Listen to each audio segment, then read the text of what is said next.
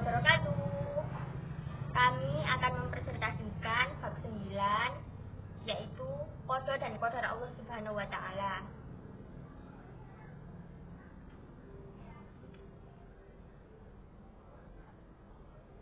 Perkenalkan, nama saya Santi Ramadhania Sani, nomor absen 15.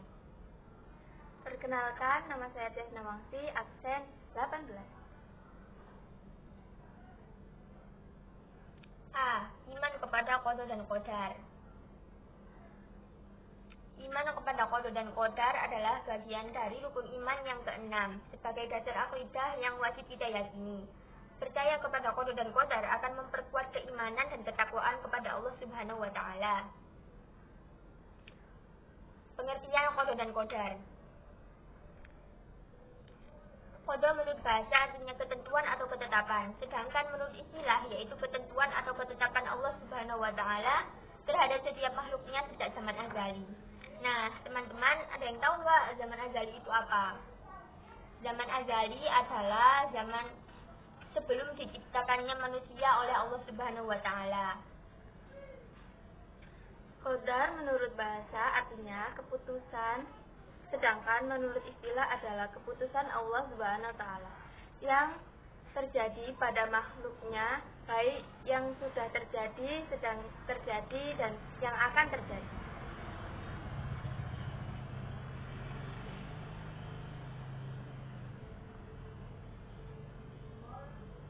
Allah Subhanahu wa taala berfirman, Bismillahirrahmanirrahim. Alladzi lahu mulkus samawati wal ardi wa lam yattakhidh waladan wa lam yakul lahu syarikun fil mulki wa khalaqa kulla syai'in faqaddarahu taqdira.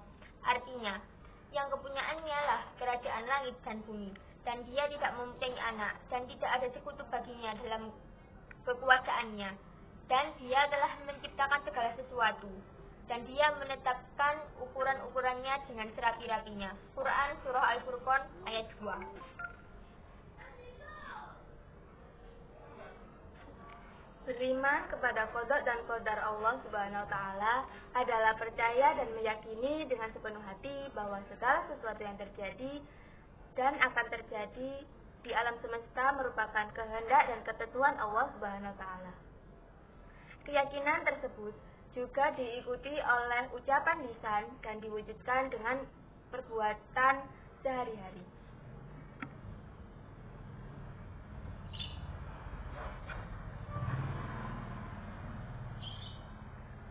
Iman kepada qada dan qadar meliputi 4 prinsip sebagai berikut.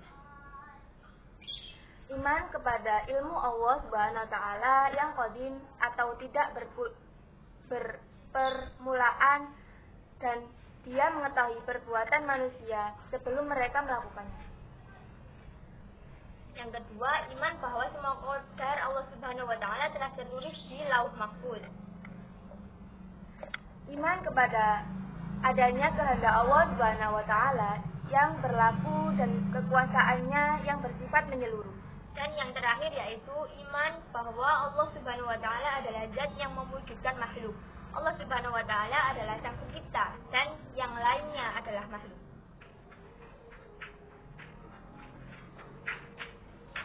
Qada dan qadar biasa disebut dengan satu kata, yaitu takdir. Bagi manusia dan makhluk lain ada pandangan takdir baik dan buruk. Tetapi dalam pandangan Allah Subhanahu wa taala, semua takdir itu baik, karena keburukan tidak dinisbatkan kepada Allah Subhanahu wa taala. Ilmu Allah Subhanahu wa taala, kehendaknya, catatannya, dan penciptaannya, semua itu adalah kebijaksanaan, keadilan, kasih sayang, dan kebaikan. Keburukan bukanlah sifat Allah Subhanahu wa taala dan bukan pula pekerjaannya.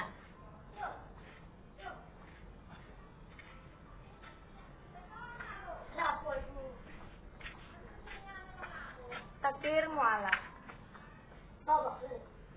Dalam bahasa Arab, mu'allaq artinya sesuatu yang digantungkan. Jadi, takdir mu'allaq berarti ketentuan Allah Subhanahu wa taala yang mengikut sertakan peran manusia melalui usaha dan ikhtiarnya, dan hasil akhirnya tentu saja menurut kehendak dan izin Allah Subhanahu wa taala.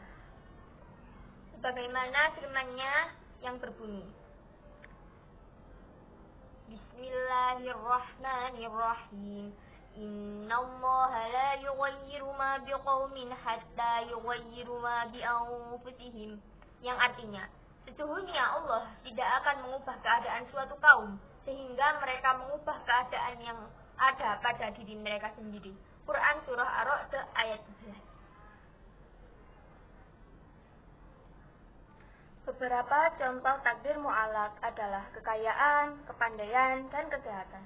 Untuk menjadi kaya, pandai, dan sehat, seseorang tidak boleh hanya duduk berpangku tangan menunggu datangnya takdir, tapi ia harus berusaha. Untuk menjadi pandai, kita harus belajar. Untuk menjadi kaya, kita harus bekerja keras dan hidup hemat. Dan untuk menjadi sehat, kita harus menjaga kebersihan. Orang yang meyakini takdir Allah Subhanahu wa Ta'ala tidak boleh pasrah begitu saja kepada nasib, karena Allah Subhanahu wa Ta'ala memberikan akal yang bisa membedakan mana yang baik dan mana yang buruk. Allah Subhanahu wa Ta'ala juga memberikan tubuh dalam bentuk sebaik-baiknya untuk digunakan sarana berusaha dengan giat sepenuh hati mengubah nasib sendiri, berupaya bekerja dengan keras mencapai apa yang kita cita-citakan.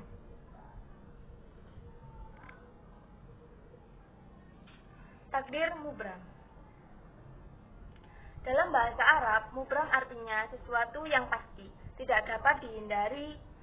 Jadi, takdir mubram merupakan ketentuan mutlak dari Allah Subhanahu wa Ta'ala yang pasti berlaku atas diri manusia, tanpa bisa dihindarkan atau ditawar-tawar lagi, dan tanpa adanya campur tangan atau rekayasa dari manusia. Allah Subhanahu wa Ta'ala berfirman, Bismillahirrahmanirrahim. Qul la amliku li nafsi dharran wa la naf'an illa ma syaa Allah. Likulli ummatin ajal. Idza jaa ajaluhum fala yastakhiruna sa'atan wa la yastaqdimun. Yang artinya, katakanlah, aku tidak berkuasa mendatangkan kemudaratan dan tidak pula kemanfaatkan kepada diriku, melainkan apa yang dikehendaki Allah. Tiap-tiap umat mempunyai ajal. Apabila telah datang ajal mereka, maka mereka tidak dapat mengundurkannya barang sesaat pun dan tidak pula mendahulukannya. Quran Surah Yunus ayat 49.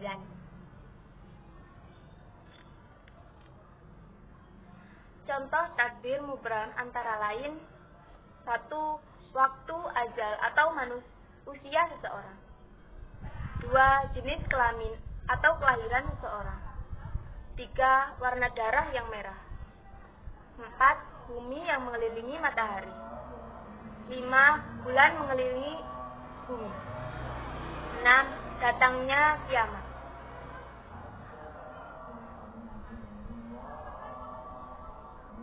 Kejadian-kejadian yang berkaitan dengan qada dan qadar. 1. Muhayyar. Muhayyar berkaitan dengan takdir mu'allaq, sehingga dapat dipahami bahwa muhayyar merupakan kejadian yang berada di dalam kontrol manusia. Dalam kejadian muhayyar, manusia mempunyai peran atas kejadian yang terjadi terkait dengan dirinya. Berkaitan dengan kejadian muhayyar, manusia akan dimintai pertanggungjawaban oleh Allah Subhanahu wa Ta'ala, karena semua yang terjadi adalah atas pilihan manusia apakah ia akan melakukan atau meninggalkan perbuatannya. Contoh dari kejadian muhayyar adalah bencana alam. Pada dasarnya tidak semua bencana alam yang terjadi adalah ketetapan Allah secara murni, karena terdapat juga bencana yang terjadi disebabkan ulah manusia yang membuat kerusakan terhadap alam semesta, seperti banjir, karena manusia kurang memperhatikan tempat resapan air dan saluran air ketika membangun rumah. Selain itu juga disebabkan karena banyak manusia yang membuang sampah sembarangan, sehingga berakibat tersumbatnya saluran air. 2. Musayyar. Musayyar berkaitan dengan takdir mubram, sehingga dapat dipahami bahwa musayyar merupakan kejadian yang berada di luar kontrol manusia. Kejadian musayyar menempatkan posisi manusia berada di area yang menguasainya, sehingga manusia tunduk pada segala sesuatu yang terjadi walaupun manusia telah berusaha keras.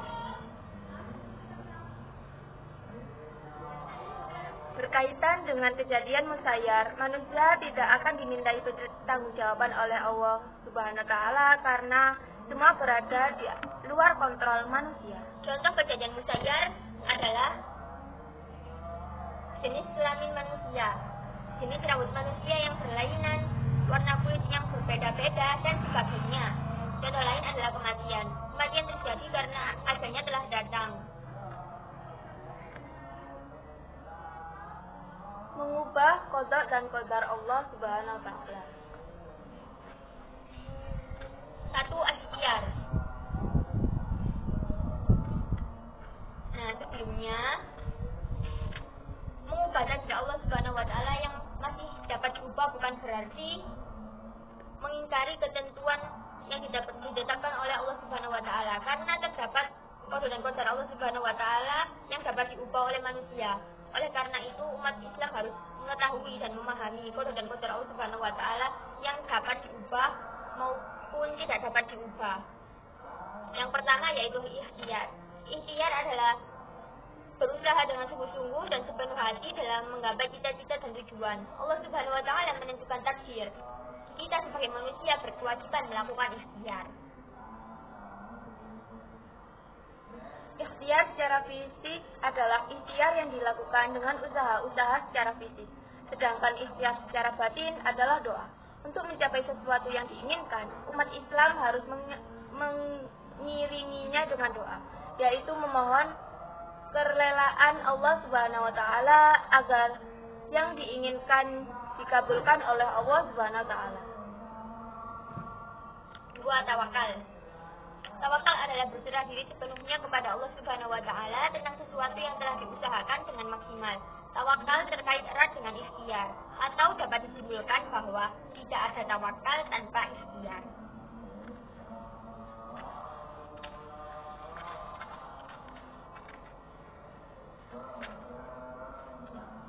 Ciri-ciri orang yang beriman kepada qada dan qadar.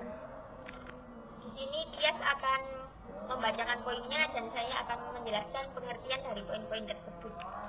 Selalu menyadari dan menerima kenyataan. Iman kepada qada dan qadar dapat menumbuhkan kesadaran yang tinggi untuk menerima kenyataan hidup, karena yang terjadi adalah sudah pada garis ketentuan Allah Subhanahu wa taala.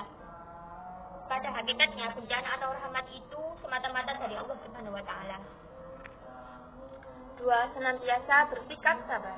Orang yang beriman kepada qada dan qadar akan senantiasa menerima segala sesuatu dengan penuh kesabaran, baik dalam situasi yang sempit atau susah, dan tetap bersabar dalam situasi senang atau bahagia. Dengan demikian, orang yang beriman kepada takdir Allah Subhanahu wa taala senantiasa dalam keadaan yang stabil jiwanya. 3. Rajin dalam berusaha dan tidak mudah menyerah. Agar seseorang terus giat berusaha, ia pun yakin bahwa segala hasil usaha manusia selalu diwaspadai, dinilai, serta diberi balasan. 4. Selalu bersikap optimis dan tidak pesimis. Keyakinan terhadap qada dan qadar dapat menumbuhkan sikap yang optimis dan tidak mudah putus asa, karena ia yakin walau sering gagal, pasti suatu saat akan berhasil, sehingga tidak akan berputus asa. 5. Senantiasa menerapkan sikap tawakal. Tawakal atau berserah diri kepada Allah akan tumbuh pada diri seseorang jika ia meyakini bahwa segala sesuatu telah dikehendaki Allah Subhanahu wa taala.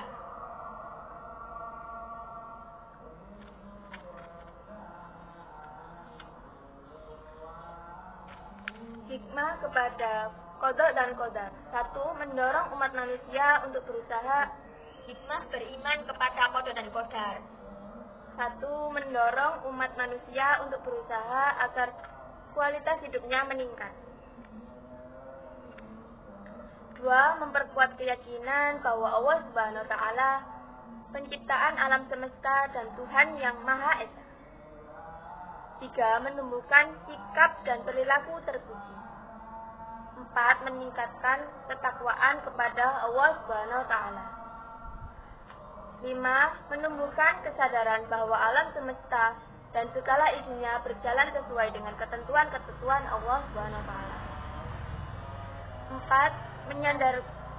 Menyandarkan hati untuk menerima kenyataan dan rela menumbuhkan jiwa tawakal. 7. Melatih diri untuk banyak bersyukur dan bersabar. Nah, orang yang beriman kepada qada dan qadar, apabila mendapat keberuntungan, ia akan bersyukur atas nikmat dari Allah Subhanahu wa taala. Sebaliknya, apabila mendapat musibah, maka ia akan tetap bersabar karena hal itu merupakan ujian dari Allah Subhanahu wa taala. 8. Menumbuk sifat optimis. Setiap orang tidak mengetahui takdir apa yang akan terjadi pada dirinya.